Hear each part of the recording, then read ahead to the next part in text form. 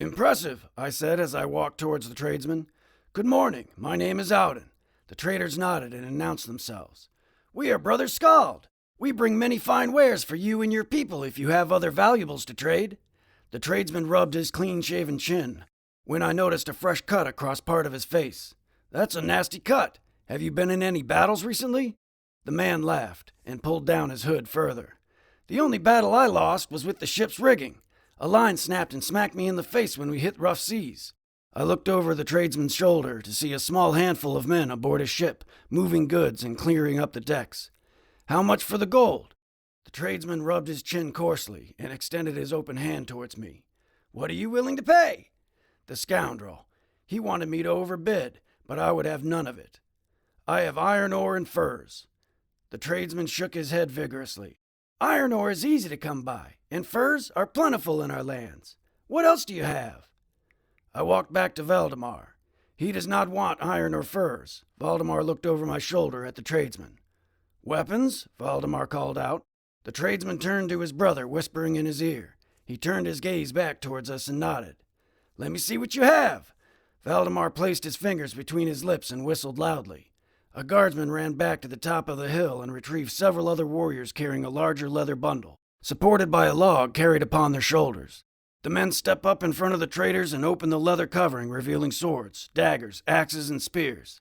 The trader picked up a sword and swung it around, examining the weight and feel. "These are fine blades. Good quality. How many do you have?" "For your entire stock, I'll give you 20 swords, 30 axe heads, 40 spears, and 15 daggers."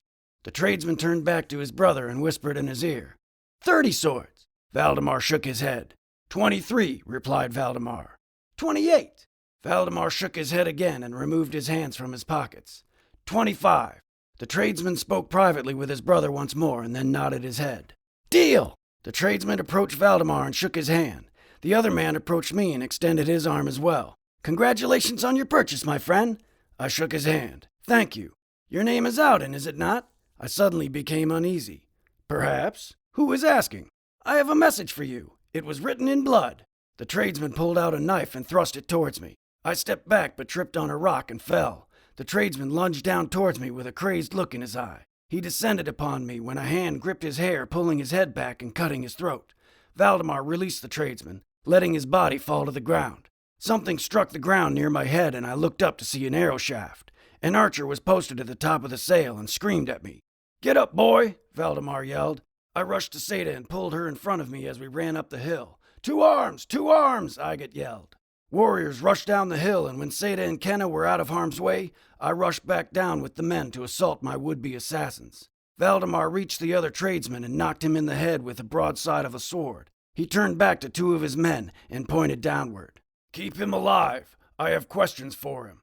We rushed down the planks of the dock where the other tradesmen attempted to flee on their ship, but they were too late. Several warriors boarded the ship while Valdemar and I pulled back towards the dock and secured the lines.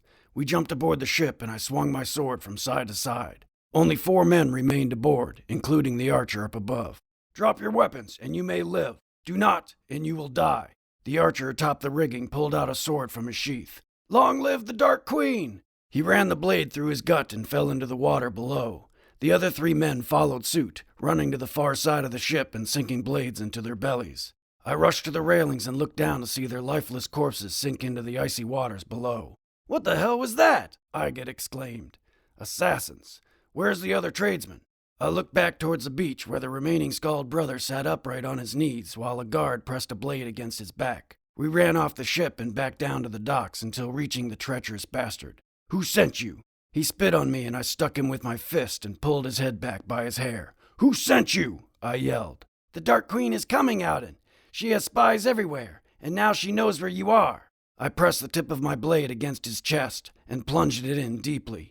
The tradesman gasped and coughed up blood. I stepped back and then kicked the blade further into his body. Again, a stream of blood came shooting forward and he gazed at me with a most sinister stare, laughing aloud. Rushing forward, I grabbed the blade and removed it from his chest. I pulled my sword back and swung at his neck, severing his head clean off and watched it roll along the pebbles. "They know where we are," Valdemar exclaimed. No, they don't," Iget disagreed.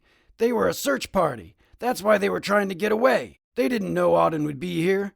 They were going back to tell their masters. Now they will never speak again. I gazed out at the open ocean's horizon and buried my blade in the rocks below.